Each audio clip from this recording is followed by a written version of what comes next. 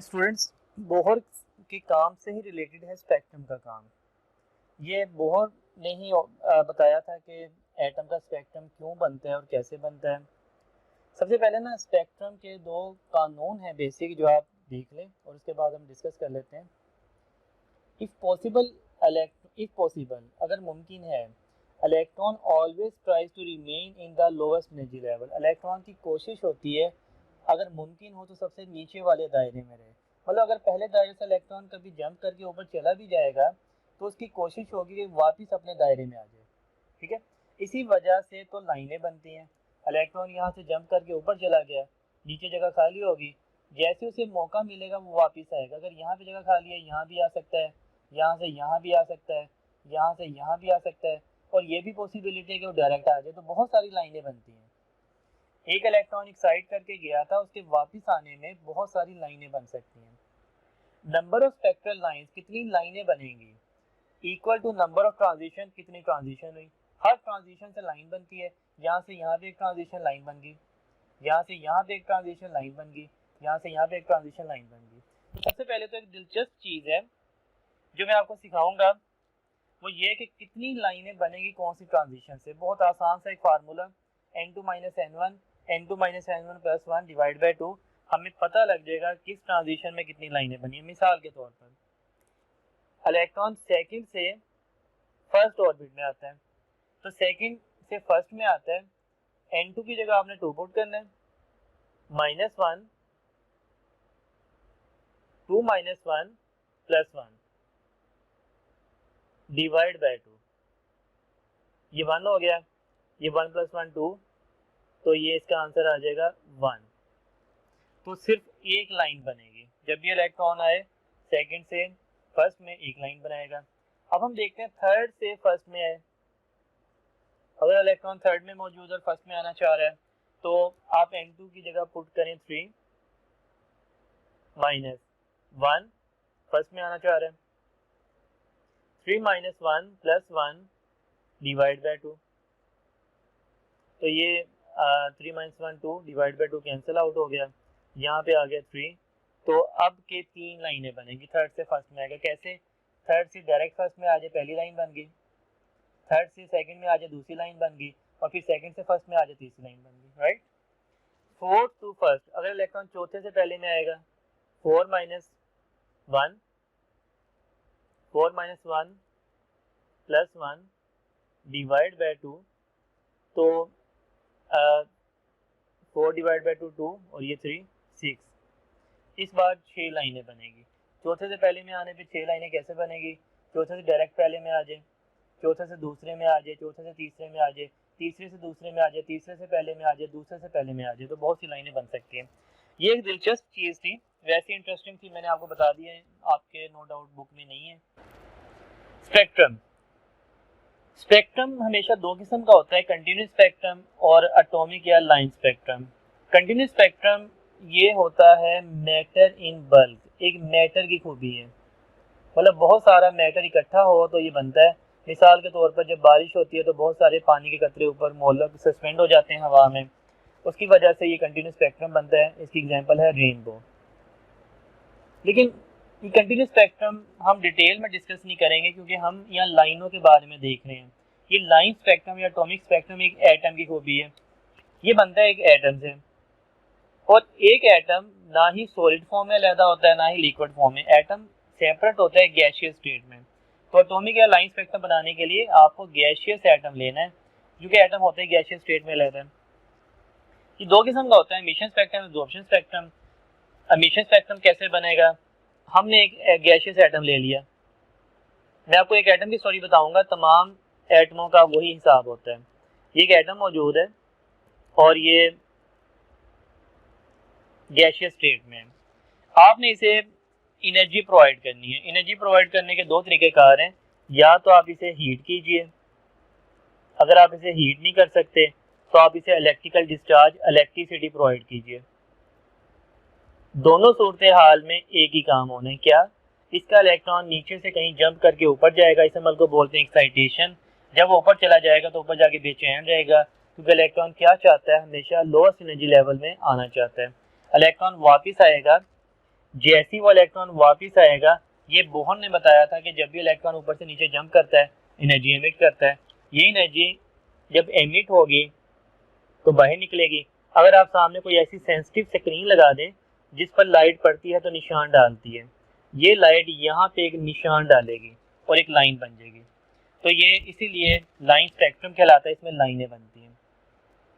ये बिल्कुल ऐसी है जैसे खुदा न खास्ता किसी को बुलेट लगे तो बुलेट उस पर एक जगह ही निशान बनाएगी, पूरी बॉडी पे निशान नहीं बना देगी, जहाँ पे लगी वहीं पे निशान बनाएगी। तो ये बुलेट की तरह का लाइट का एक पार्टिकल होता है जिसे क्वांटम बोलते हैं या फोटॉन बोलते हैं लाइट के केस में। ये जैसे स्क्रीन पे जाएगा तो एक जगह लाइन बनाएगा, पूरी स्क्रीन को वाइट नहीं करेगा, एक जगह वाइट निशान बना दिया और पूरी स्क्रीन क्या है, ब्लैक है। यहाँ पे अगर कोई और एक्साइटेशन हुई, कोई और ट्रांजिशन हुई, कोई और लाइन बनेगी, यहाँ पे निशान बना देगी। तो इस तरह डिफरेंट वाइट लाइंस बन जाएंगी। बाकी बैकग्राउंड इसका ब्लैक है। इसे एमिशन स्पेक्ट्रम क्यों बोलते हैं? क्योंकि इसमें लाइट एमिट हो रही है, इलेक्ट्रॉन जंप कर रहा है पहले, उसके बाद जब वापस आ रहा है तो लाइट एमिट कर रहा है, इसलिए इसे एमिशन स्पेक्ट्रम बोलते हैं। एटॉमिक एब्जॉर्प्शन स्पेक्ट्रम में आपने क्या करना है, यहाँ पे आपने एटम लिया और अब के आपने उसे एनर्जी प्रोवाइड नहीं करनी, बल्कि अब के आपने क्या करना है, आपने उस एटम पर लाइट खुद बम्बार्ड करवानी है, लाइट डालनी है, सोर्स ऑफ लाइट चाहिए इसमें। जब आपने इस पर लाइट डाली और सामने आपने लगा दी स्क्रीन,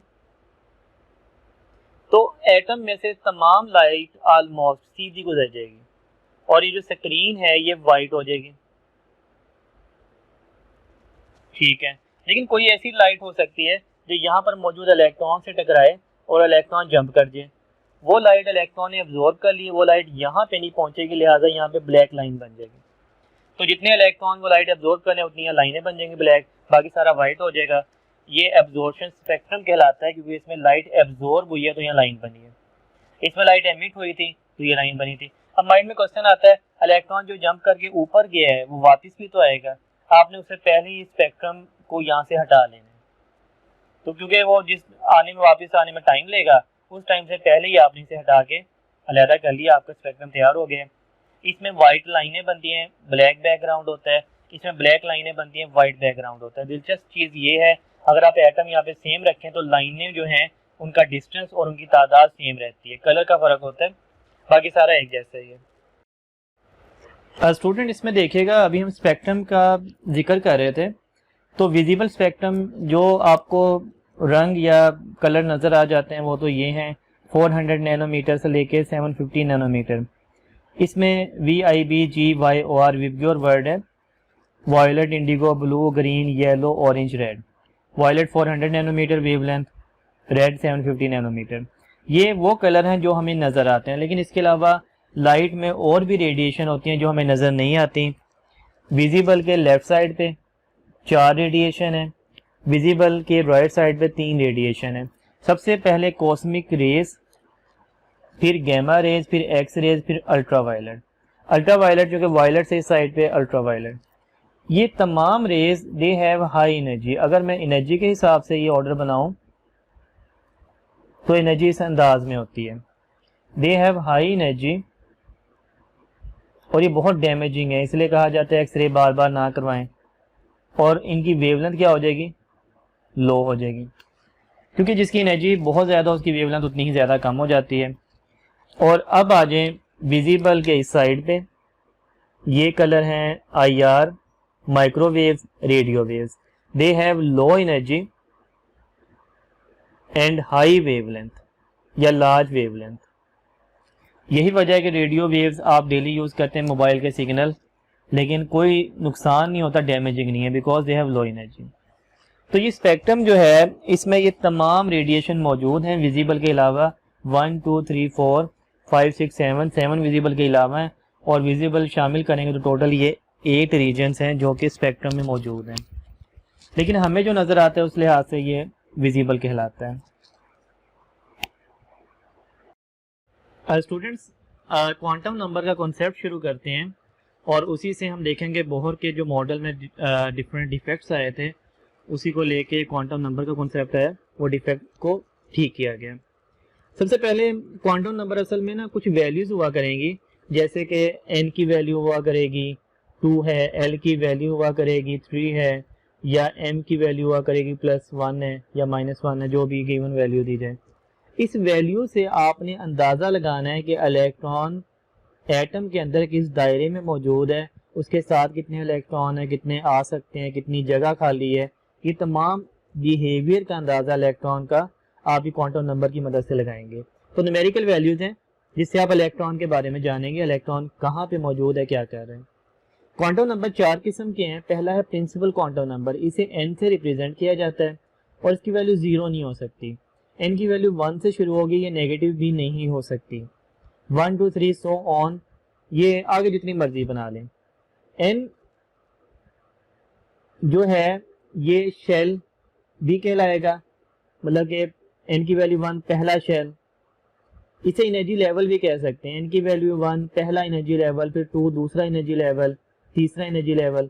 बोहर ने इसे ऑर्बिट का नाम दिया था, पहला दायरा, दूसरा दायरा, तीसरा दायरा, और इसे प्रिंसिपल क्वांटम नंबर भी बोलते हैं।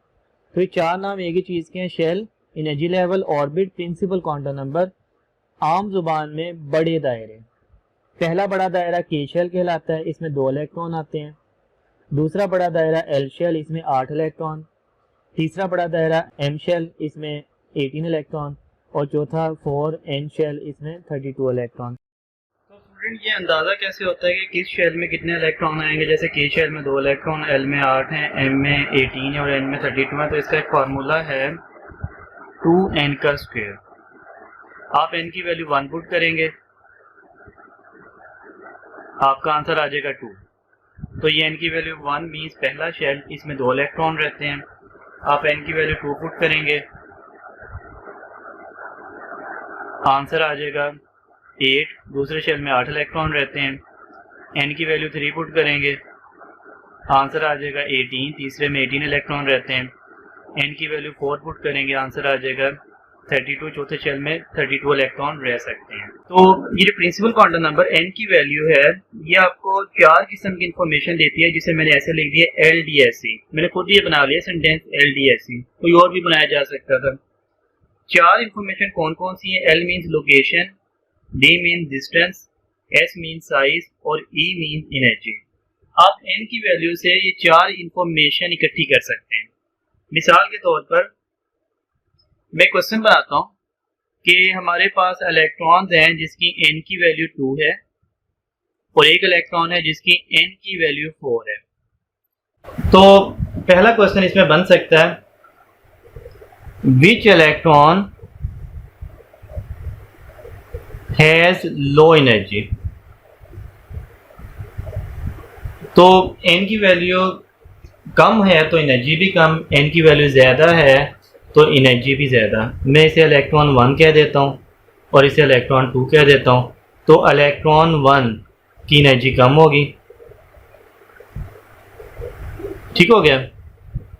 क्वेश्चन देखें,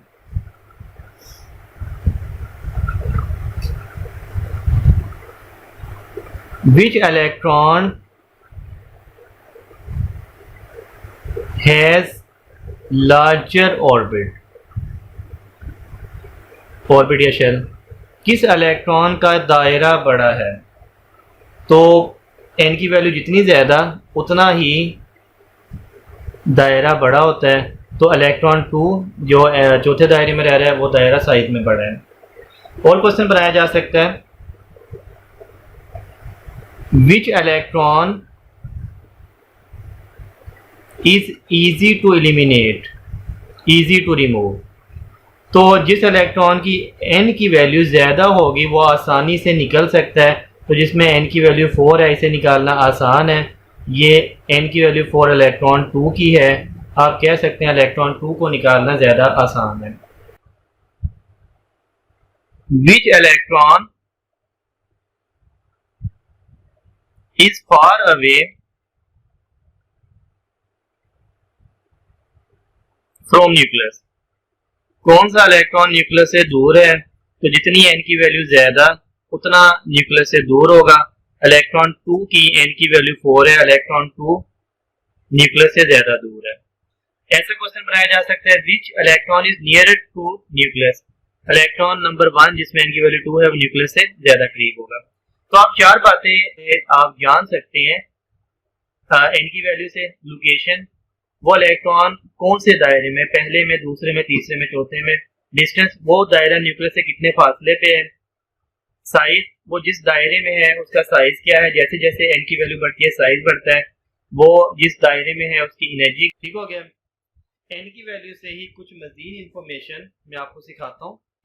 ठीक है, एन की वैल्यू लोकेशन, डिस्टेंस, साइज और एनर्जी तो बता रही है। इसके साथ साथ एन की वैल्यू आपको बताएगी number of electrons, total number of electrons. उसका फार्मूला है 2n का स्क्वायर, हमने डिस्कस कर लिया है। Number of orbitals,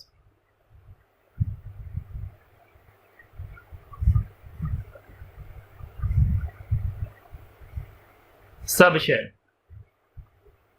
number of subshell.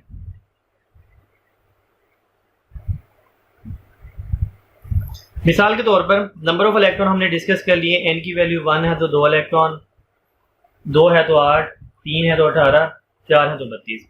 तो एक ऑर्बिटल में नंबर ऑफ ऑर्बिटल जितने इलेक्ट्रॉन उससे हाफ होते हैं, क्योंकि एक ऑर्बिटल में 2 इलेक्ट्रॉन रहते हैं। अगर इलेक्ट्रॉन 32 हैं तो ऑर्बिटल 16 बनेंगे, अगर इलेक्ट्रॉन 18 हैं तो ऑर्बिटल 9 बनेंगे। तो इसका फार्मूला भी इसके हाफ होता है एन का स्क्वायर। ये नंबर ऑफ ऑर्बिटल का फार्मूला है। मिसाल के तौर पर आप कहते हैं दूसरे दायरे में एन की वैल्यू 2 पुट करें, कितने ऑर्बिटल हैं, तो ऑर्बिटल आएंगे 4। अगर आप एन की वैल्यू 3 पुट करें, तीसरे दायरे में कितने ऑर्बिटल हैं, तो 9 आएंगे। और चौथे दायरे में कितने ऑर्बिटल हैं, ये आएंगे 16। ठीक हो गया। ये नंबर ऑफ ऑर्बिटल है। नंबर ऑफ सबशेल, एन की वैल्यू बराबर होती है नंबर ऑफ सबशेल के।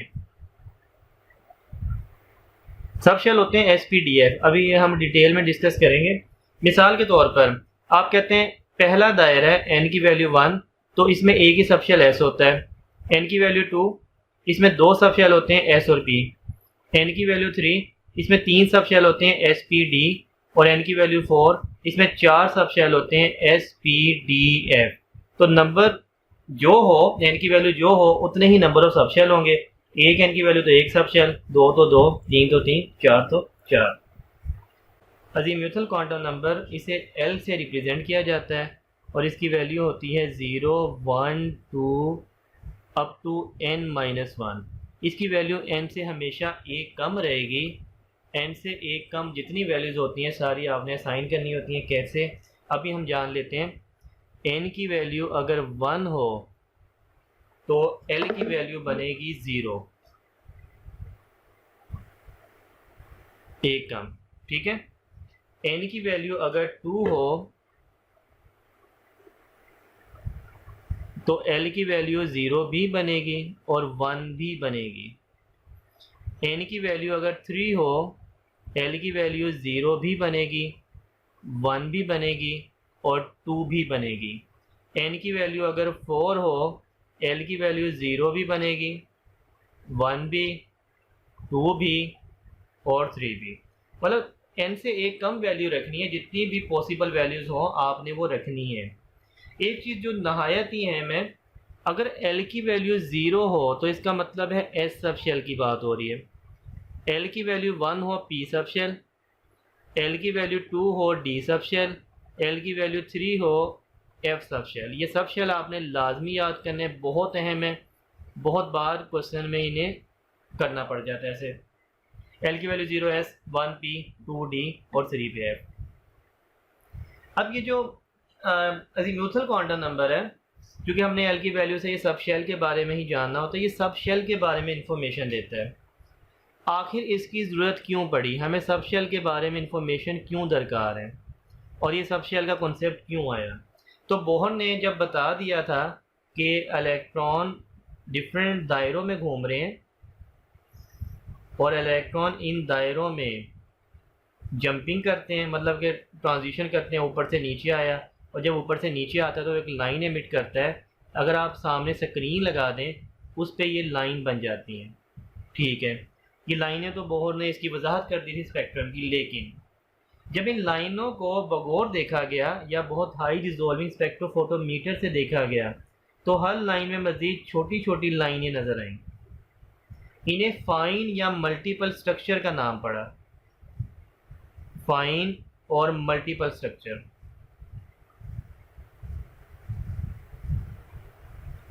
बोहर इस बात का जवाब नहीं दे पाया कि भाई ये बारीक लाइनें या बहुत फाइन लाइनें कहाँ से बन गई हैं। इस बात का जवाब अज़ीमुथल क्वांटम नंबर में है कि हर बड़े दायरे में छोटे दायरे होते हैं। पहले बड़े दायरे में एल की वैल्यू 0 मीन्स एक छोटा दायरा है एस, इसे सबशेल कहते हैं। दूसरा बड़ा दायरा एन की वैल्यू 0 मीन्स एस, एल की वैल्यू 0 मीन एस, एल की वैल्यू 1 मीन्स पी, क्योंकि मैंने यहाँ वैल्यूज़ लिख दी हैं। ये दूसरे बड़े दायरे के 2s और 2p। तीसरे बड़े दायरे में एल की वैल्यू 0 मीन्स एस, एल की वैल्यू 1 मीन्स पी, एल की वैल्यू 2 मीन्स डी। तीन छोटे दायरे हैं एस पी डी, और चौथे बड़े दायरे में 4 छोटे दायरे हैं एस पी डी और एफ। ये चौथा है तो सबके साथ 4 लगेगा। तो आपने देखा हर बड़े दायरे में छोटे छोटे दायरे हैं। मैं इसे ऐसे बना लेता हूँ, हर बड़े दायरे में छोटे छोटे दायरे हैं जो उसके अंदर होते हैं, बिल्कुल ऐसे जैसे कि एक बड़ी अलमारी के अंदर छोटे छोटे ड्रॉर्स होती हैं। तो जब इलेक्ट्रॉन इन बड़े दायरों में जंप कर रहा था, पहले से दूसरे में गया, दूसरे से तीसरे में गया, तो वो लाइनें बना रहा था, बड़ी बड़ी लाइनें। लेकिन जब इलेक्ट्रॉन इन छोटे दायरों में जंप करेंगे, एस से पी में आ गया, पी से डी में आ गया, अब वो छोटी छोटी लाइनें बनाएंगे।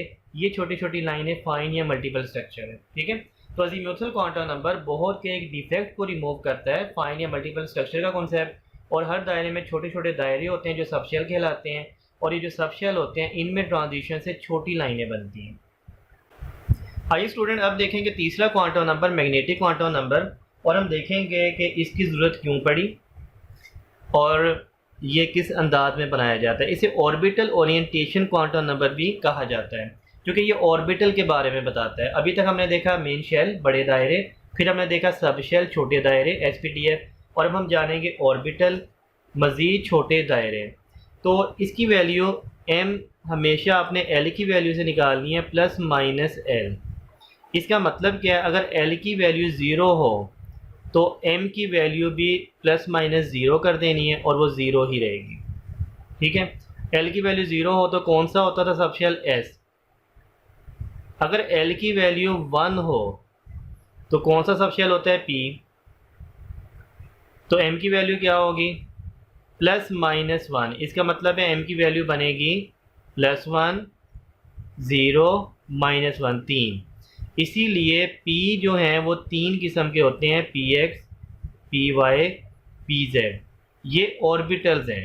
तो m की वैल्यू आपको ऑर्बिटल बता देगी। देखें m की वैल्यू मैंने l से बनाई है 3, तो p 3 किस्म के, ये ऑर्बिटल हम बना रहे हैं। l की वैल्यू 2 हो तो ये बनता है d। m की वैल्यू आप क्या बनाएंगे, m की वैल्यू बनाएंगे प्लस माइनस 2। अब प्लस माइनस 2 में कौन सी वैल्यूज़ आ सकती हैं, m की वैल्यू प्लस माइनस 2 हो तो कौन सी वैल्यू आ सकती हैं। हम तरतीब में बनाते हैं, -2, -1 भी आ सकती है, +1 भी आ सकती है, +2 भी आ सकती है और 0 भी आ सकती है। 5 वैल्यू। इसीलिए d 5 किस्म के होते हैं। एक होता है dxy, dyz, dzx, dx2 y2 and dz2। तो ये वैल्यूज़ के लिहाज से पी एक्स को जो मर्जी वैल्यू असाइन कर दें, +1 या 0 -1, पी वाई को पी जी को, यहाँ पे ये फ़र्क नहीं है। लेकिन डी एक्स वाई को हमेशा -2 की वैल्यू असाइन करनी है, डी वाई जी को -1, फिर +1, फिर +2 एंड इसे 0। तो ये इस अंदाज में है, -2 नीचे से ऊपर की जानिब जाना है, -1, -2, फिर -1, फिर +1, फिर +2 और फिर एंड पे 0 आपने देना है। ये ऐसे ही इन्हें तरतीब में याद करना है। अब ये कॉन्सेप्ट आया ही क्यों, मतलब कि ये जो हम पढ़ रहे हैं ऑर्बिटल का कॉन्सेप्ट, मैंने कहा एस ऑर्बिटल की वैल्यू m की वैल्यू 0 है, मतलब एस जैसा आगे कोई नहीं है, एस खुद ही एक ही है, एस सबशेल भी है, एस ऑर्बिटल भी है। अब ऑर्बिटल की निशानी क्या है, ऑर्बिटल की निशानी है कि ऑर्बिटल में हमेशा 2 इलेक्ट्रॉन आएंगे, हमेशा 2 इलेक्ट्रॉन। ये ऑर्बिटल की मेन निशानी है। तो मैंने कहा एस सबशेल भी है, एस ऑर्बिटल भी है, क्योंकि एस में 2 इलेक्ट्रॉन आते हैं, लिहाजा ऑर्बिटल भी है। P x, P Y, P में टोटल कितने इलेक्ट्रॉन आते हैं, पी में टोटल इलेक्ट्रॉन आते हैं 6। किस अंदाज में, 2 पी एक्स में आ जाते हैं, 2 पी वाई में, 2 पी जी में। तो देखिए ऑर्बिटल पी एक्स है, पी वाई, पी जेड, तो इसमें 2 इलेक्ट्रॉन आ रहे हैं ना। डी में कितने इलेक्ट्रॉन आते हैं, टोटल 10 इलेक्ट्रॉन आते हैं। कैसे भाई, डी 5 किस्म के हैं, 2 dxy में आ जाएंगे, 2 इसमें, 2 इसमें, 2 इसमें, 2 इसमें, टोटल 10 हो गए ना। तो एक ऑर्बिटल में हमेशा 2 इलेक्ट्रॉन आते हैं। अब सवाल ये पैदा होता है भाई इस ऑर्बिटल के कॉन्सेप्ट की ज़रूरत क्यों पड़ी, वो यहाँ पे समझिएगा। ऑर्बिटल के कॉन्सेप्ट की ज़रूरत क्यों पड़ी। बोहर ने जब ये काम किया हाइड्रोजन के स्पेक्ट्रम के बारे में, तो बोहर ने वजाहत की कि ये एटम है हाइड्रोजन का, यहाँ पे आप स्क्रीन लगा दें तो यहाँ से इलेक्ट्रॉन जंप करते हैं, वापस आते हैं, लाइट एमिट करते हैं और ये लाइनें बन जाती हैं इस तरह की। ठीक है, लाइनें तो बन जाती हैं। अब देखें, जब एक साइंटिस्ट जीमन ने यह हाइड्रोजन एटम के बाहर मैग्नेट लगा दिया,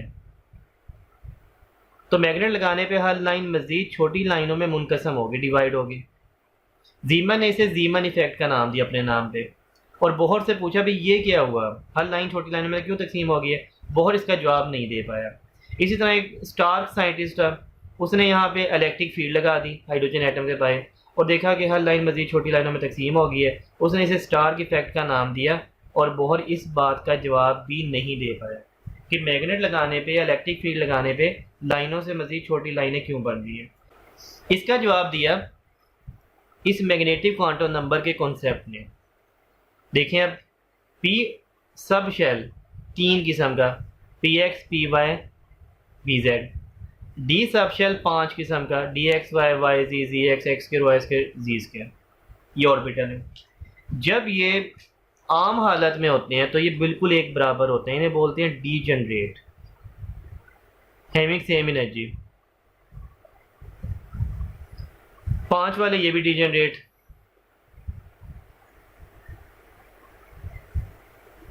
NERT।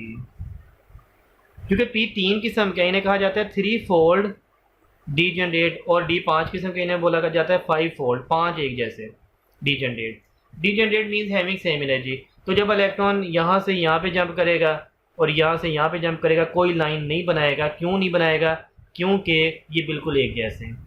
इलेक्ट्रॉन यहाँ से यहाँ पे जंप करेगा, यहाँ से यहाँ पे कोई लाइन नहीं बनाएगा क्योंकि बिल्कुल एक जैसे हैं। लेकिन जब आप मैग्नेटिक फील्ड लगा देते हैं, यही पी ऑर्बिटल 3 हिस्सों में डिवाइड हो जाते हैं, ऊपर नीचे चले जाते हैं। और मैग्नेटिक या इलेक्ट्रिक फील्ड में यही डी ऑर्बिटल ऐसे ऊपर नीचे चले जाते हैं। अब इलेक्ट्रॉन यहाँ से यहाँ पे जंपिंग करेगा तो लाइन बनाएगा। वो ये लाइन है जो जीमन या स्टार्क ने देखी थी। इलेक्ट्रॉन यहाँ से यहाँ पे जंपिंग करेगा, लाइन बनाएगा। यही वो लाइन है जो जीमन और स्टार्क ने देखी थी। तो ये मैग्नेटिक क्वांटम नंबर जीमन या स्टार्क इफेक्ट की वजाहत कर रहा है, जिसका जवाब बोहर नहीं दे पाया था। स्टूडेंट, ये 4th क्वांटम नंबर है, spin quantum number. Spin quantum number electron की स्पिन को जाहिर करता है और इसकी 2 ही पॉसिबिलिटीज़ हैं।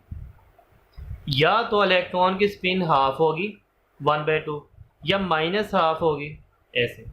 या तो इलेक्ट्रॉन ऐसे है या इलेक्ट्रॉन ऐसे है। एक ऑर्बिटल में इलेक्ट्रॉन जब भी पेयर फॉर्म में है तो वो ऐसे आपने बनाना। एक ऑर्बिटल में 2 ही इलेक्ट्रॉन आ सकते हैं और जब 2 इलेक्ट्रॉन आते हैं हमेशा ऑपोजिट स्पिन की तरह, ऑपोजिट स्पिन उनकी होती है।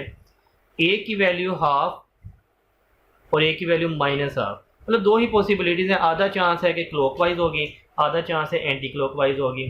ठीक है, तो स्पिन क्वांटम नंबर इलेक्ट्रॉन की स्पिन को शो करता है। इलेक्ट्रॉन 2 किस्म की स्पिन कर सकता है, हाफ प्लस में, हाफ नेगेटिव में, क्लॉकवाइज या एंटी क्लॉकवाइज। अब जब तक मैं आपको ये क्वेश्चन नहीं करवाऊंगा ना, तो इंसाफ नहीं होगा कि मैंने आपको जो सिखाया आपको समझ नहीं आएगी। प्रीवियस स्लाइड माइंड में रखिएगा। क्वांटम नंबर से रिलेटेड क्वेश्चन देखिए। Principal quantum number is related to, option है स्पिन ऑफ इलेक्ट्रॉन। ठीक है, स्पिन से रिलेट करता है स्पिन क्वांटम नंबर। ऑर्बिटल जो है वो मैग्नेटिक क्वांटम नंबर डिस्कस करता है। ओरिएंटेशन ऑफ ऑर्बिटल, ये जो ऑर्बिटल की ओरिएंटेशन है ये भी मैग्नेटिक क्वांटम नंबर ही डिस्कस करता है। Size of shell, principal quantum number shell के साइज के बारे में इंफॉर्मेशन देता है। हमने वो वर्ड लिखा था LDSE, location, distance, size and energy. Shell की या मेन एनर्जी लेवल की प्रिंसिपल क्वांटम नंबर बताता है। n = 4 total number of orbitals. हमने फार्मूला सीखा था n का स्क्वायर ऑर्बिटल निकालने के लिए, तो 4 का स्क्वायर हो जाएगा 16 ऑर्बिटल बन सकते हैं। n = 3 total number of subshell. मैंने कहा था जितनी n की वैल्यू उतने ही सबशेल। तीसरे में s है, p है और d है, ये 3 सबशेल होंगे, तो इसका आंसर आ गया 3। n is equal to 4 maximum electron that can be accommodated in a orbital. n की वैल्यू 4 है और अक्सर स्टूडेंट ये फार्मूला लगाएंगे 2n का स्क्वायर और ये 32 आंसर निकाल लेंगे, ऐसा नहीं है। दोबारा पढ़िए, n is equal to 4 maximum electron that can be accommodated in orbital. एक ऑर्बिटल में मैक्सिमम कितने इलेक्ट्रॉन आ सकते हैं? मैंने आपको लास्ट स्लाइड में बताया, ऑर्बिटल में कोई भी ऑर्बिटल हो 2 इलेक्ट्रॉन मैक्सिमम आ सकते हैं, इससे ज़्यादा कभी नहीं आ सकते। एक ऑर्बिटल में हमेशा 2 इलेक्ट्रॉन आते हैं। अब ये ऑर्बिटल कौन से होते हैं? या तो ऐसा होगा या px, py, pz या d वाले 5 हैं, तो आप देख लें एक ऑर्बिटल में 2 से इलेक्ट्रॉन ज़्यादा आ ही नहीं सकते, ये माइंड में रखिएगा। अब आगे देखें question, which quantum number is inconsistent. ये क्वेश्चन टीचर्स को ऐसे बहुत पसंद होते हैं, क्वांटम नंबर के 4 ऑप्शन दे दी जाएं और पूछा जाए भाई कौन सा ठीक नहीं है। या नेक्स्ट क्वेश्चन भी हमारा इसी से रिलेटेड है, which quantum number does not provide permissible solution to wave equation. कौन सा क्वांटम नंबर वेव इक्वेशन के मुताबिक नहीं है? तो बात वही है, कौन सा गलत है। अब आपने ये पैटर्न कैसे समझना है? बहुत आसान सा कॉन्सेप्ट है। सबसे पहले n की वैल्यू देखनी है, n की वैल्यू 0 नहीं होनी चाहिए और n की वैल्यू नेगेटिव नहीं होनी चाहिए, सब में ठीक है, ऑलमोस्ट n की वैल्यू ठीक ही गिवन दी जाती है। फिर आपने l की वैल्यू देखनी है। l की वैल्यू अभी हमने फार्मूला सीखा था, l की वैल्यू जो भी हो 0, 1, 2, n-1 n से हमेशा 1 कम रहेगी, मतलब जो भी हो 1 कम होगी। देखें n की वैल्यू 3 है तो l की वैल्यू 2 ठीक है, n की वैल्यू 4 है तो l की वैल्यू 2 ठीक है। 1 कम 3 से नीचे जो मर्जी वैल्यू बन जाए, लेकिन 1 कम वाली वैल्यू बनानी, ठीक है। ये नहीं कि हमेशा 3 बनानी है, क्या करना है 1 कम वैल्यू से नीचे जो मर्जी वैल्यू बना दे। n की वैल्यू 2, l की वैल्यू 1 ठीक है, n की वैल्यू 4, l की वैल्यू 3 ठीक है। अब m की वैल्यू आपने बनानी है l की वैल्यू से। कैसे? अगर l की वैल्यू 2 है तो m की वैल्यू बनेगी +-2, इसमें आएगा +2, 1, 0, -1, -2, ये बनेगी ना। अब इन तमाम में -3 नहीं है, यहाँ पे -3 आ गया जो पॉसिबल नहीं था। l की वैल्यू 2 है तो m की वैल्यू ये बन सकती थी, इनमें से कोई लिखी होती ठीक होती, -3 नहीं, लिहाजा हमारा पहला वाला ही ये इनकंसिस्टेंट है। बाकी देख लें, l की वैल्यू 2 है तो m की वैल्यू +2 इसमें है, आप निकाल सकते हैं। l की वैल्यू 1 है तो m की वैल्यू 0, अगर l की वैल्यू 1 है तो m की वैल्यू +-1 बननी थी ना, इसमें +1 भी है, 0 भी है, -1 भी है, तो ये 0 है। l की वैल्यू 3 है तो m की वैल्यू +-3, उसमें 2 भी आएगा, तो बाकी सारे ठीक थे। ये अल्फा ऑप्शन इसका इनकंसिस्टेंट था। इसी चीज़ को यहाँ पे समझें, which quantum number does not provide permissible solution to wave equation. n की वैल्यू, ये बाज़ दफ़ा n, l, m लिखे नहीं जाते, तरतीब में याद रखिएगा, पहला n, दूसरा l, तीसरा m, चौथा s। अच्छा, जो स्पिन होती है ना, ये या तो +1/2 होगी या -1/2, इसके अलावा ऑप्शन ही कोई नहीं होगा। ये अगर ऐसे है तो ठीक है, अदरवाइज वो फिर होगा। देखें, n की वैल्यू 3, l की वैल्यू से कम ठीक है, ये +-2 में कोई भी वैल्यू हो सकती है ठीक है, और ये +1/2 ठीक है। 3 उसे एक कम से नीचे जो मर्जी वैल्यू होती ठीक होती, ये +-2 में 1 भी आ जाएगा और ये भी ठीक है। 3 उससे n की वैल्यू से 1 कम बनानी थी l की वैल्यू, तो यहाँ पे दोनों में ऑप्शन में एक जैसी आ गई, तो यहाँ हम 2 कर देते हैं। 3 तो l की वैल्यू से 1 कम होनी चाहिए थी, नहीं है, तो ये गलत है। उसने यही पूछा does not provide permissible solution, मतलब कौन सा गलत है, तो ये वाला। यहाँ पे n की वैल्यू 3 तो l की वैल्यू से कम 2, m की वैल्यू +-2 में 1 भी आएगा, और ये भी ठीक है। तो इसमें ये वाला ऑप्शन हमने सिलेक्ट कर लिया, it does not provide permissible solution. क्यों? क्योंकि n की जो वैल्यू है उससे 1 कम तक l की वैल्यू बना सकते हैं, उतनी नहीं बना सकते। मजीद क्वेश्चन देखिए किस अंदाज में हम क्वांटम नंबर वाले क्वेश्चन कर सकते हैं। विच क्वांटम नंबर इज इम्पॉसिबल, कौन सा पॉसिबल नहीं है। n की वैल्यू 3, l की वैल्यू से 1 कम पॉसिबल है, m की वैल्यू +-2 में आपने बनाना था तो उसमें -2 आएगा। n की वैल्यू 3, l की वैल्यू 1 कम ठीक है, m की वैल्यू l से बनाते हैं +-2 करके, जब आप +-2 करते हैं तो उसमें -3 की वैल्यू नहीं आ सकती, लिहाजा हमारा बीटा वाला जो ऑप्शन है ये इम्पॉसिबल है। ठीक है, तो ये राइट ऑप्शन हो गया। नेक्स्ट देखिएगा d x square y square orbital have m value. हमने एम की ऐसे वैल्यू बनाई थी, मैंने कहा था डी एक्स वाई है, डी वाई जी है, डी जी एक्स है, D x square y square and d z square. आपने इसे एम की वैल्यू -2 देनी है, इसे -1, इसे +1, इसे +2 और इसे 0। तो अब आप देखिए d x square y square की क्या वैल्यू बनेगी, +2। नेक्स्ट देखिएगा quantum number value for 2p orbital. तो अब किस अंदाज में आप ये 2p से क्वांटम नंबर वैल्यू बनाएंगे। तो आपने याद रखना है जो लेफ्ट साइड पे वैल्यू होती है ये n की होती है, और l की वैल्यू आप कैसे निकालते हैं, अगर s होता है यहाँ पे 0, अगर p है तो l की वैल्यू 1, अगर यहाँ पे d होता तो 2, अगर यहाँ पे f होता तो 3। तो n = 2, l = 1, ये अल्फा आ गया। फॉर इलेक्ट्रॉनिक कन्फिग्रेशन, ये इलेक्ट्रॉनिक कन्फिग्रेशन गिवन है। मैंने बहुत सारे इसमें क्वेश्चन बना दिए, लेकिन मैंने इसके ऑप्शन ही दिए। उससे ज़्यादा बेहतर है कि हम खुद ही ऑप्शन ढूंढ लें। सबसे बेस्ट यही होता है कि आप क्वेश्चन देखें, उसका ऑप्शन खुद माइंड में सोचें, बाद में ऑप्शन देखें। If n = 2, l = 1 total electron. तो पहले तो हम इस वैल्यू से जानें कि भाई कौन से दायरे की बात हो रही है। n = 2 सेकेंड, l = 1 क्या होता है, p, 2p की बात हो रही है। तो 2p में कितने इलेक्ट्रॉन मौजूद हैं, 6। इसका आंसर आ जाएगा 6 इलेक्ट्रॉन, ठीक है। इफ n = 3, l = 2, l2 हो तो कौन सा होता है, d, अनपेड इलेक्ट्रॉन। 3d में कितने इलेक्ट्रॉन है यहाँ पे, 8।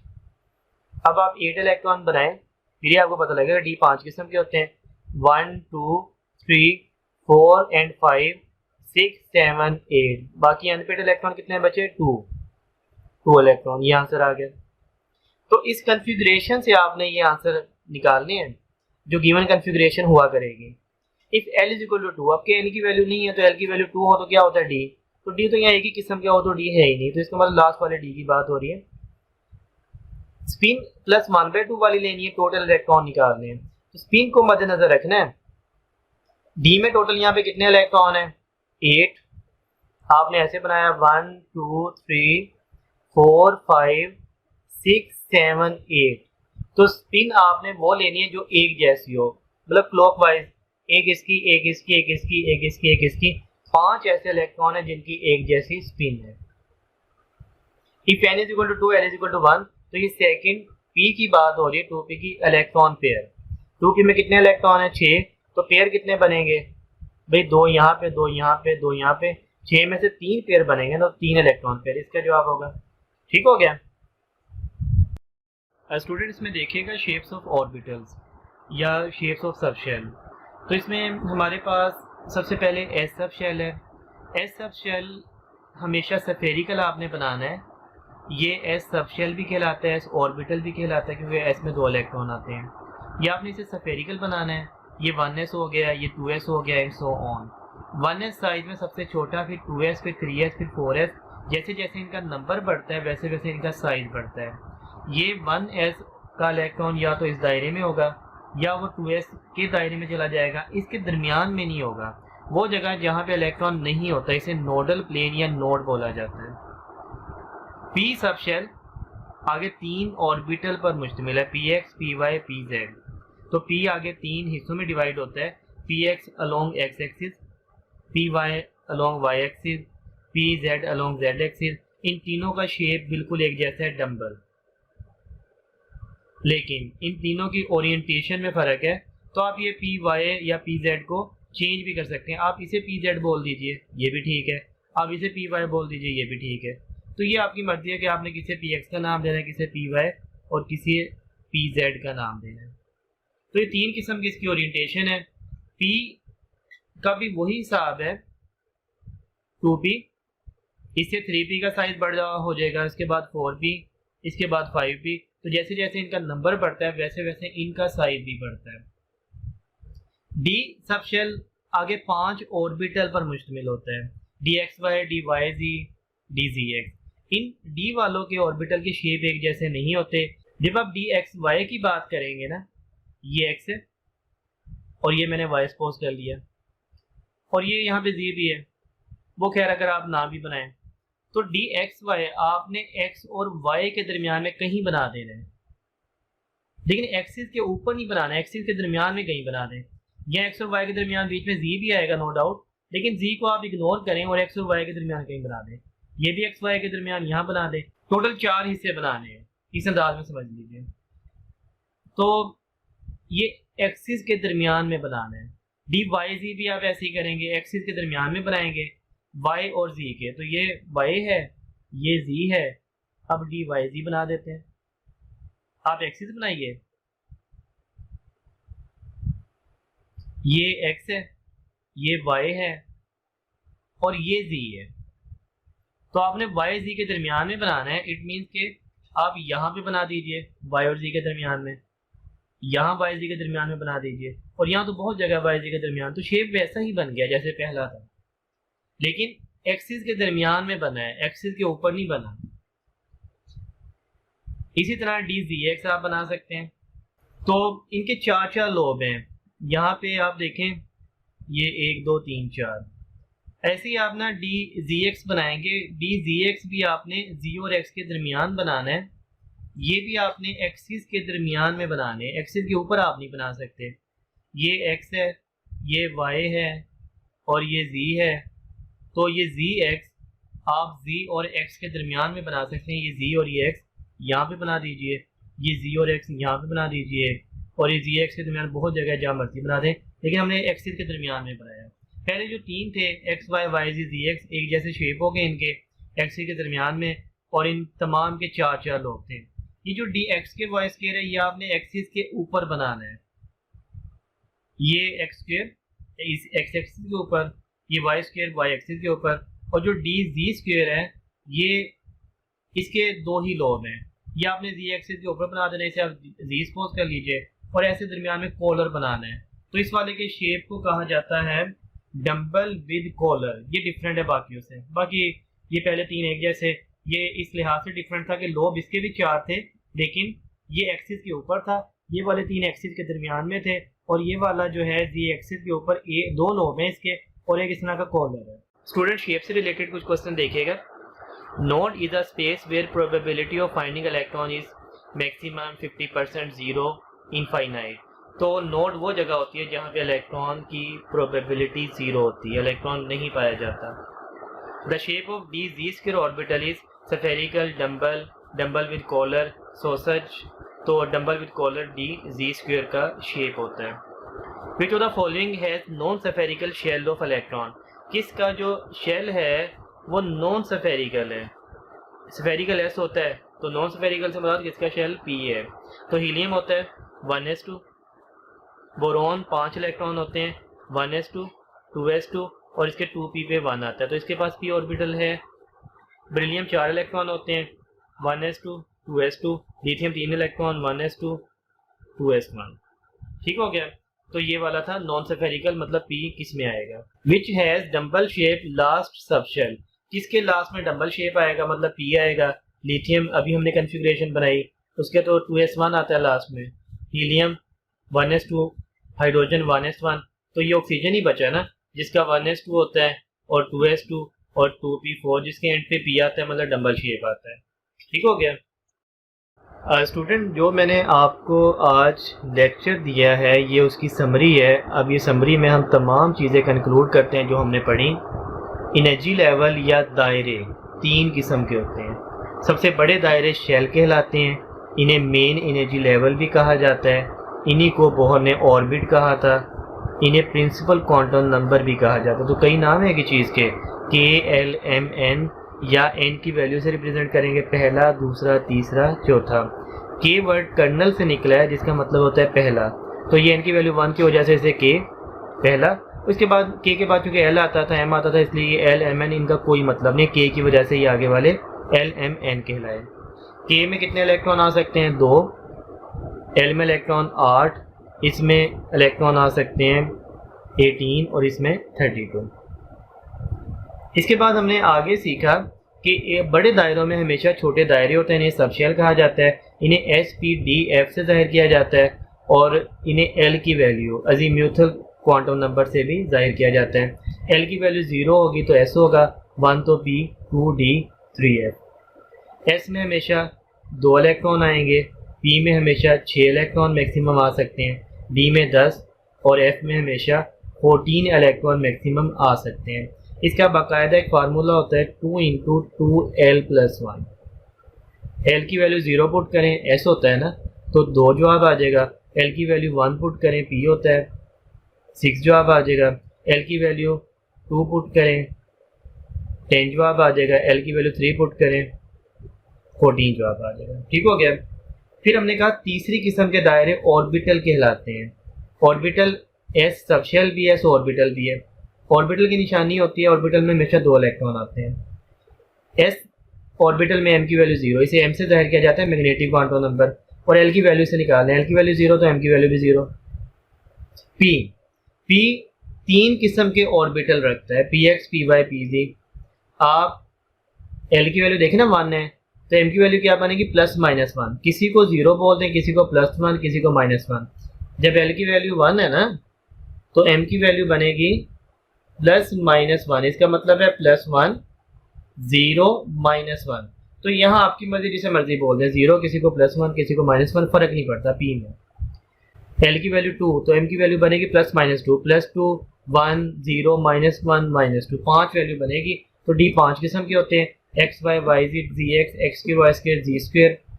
इनमें आपने एम की वैल्यू का ख्याल क्या रखना है, इसमें -2, इसमें -1, इसमें +1 +2 0। ये आप अब वैल्यूज आगे पीछे नहीं कर सकते। पी में आप कर सकते थे, डी में आप नहीं कर सकते। एक ऑर्बिटल में हमेशा 2 इलेक्ट्रॉन रहते हैं। जब आप बात करते हैं पी में 6, तो 2 इसमें 2 इसमें 2 इसमें, डी में 10, 2 इसमें 2 इसमें 2 इसमें 2 इसमें 2 इसमें।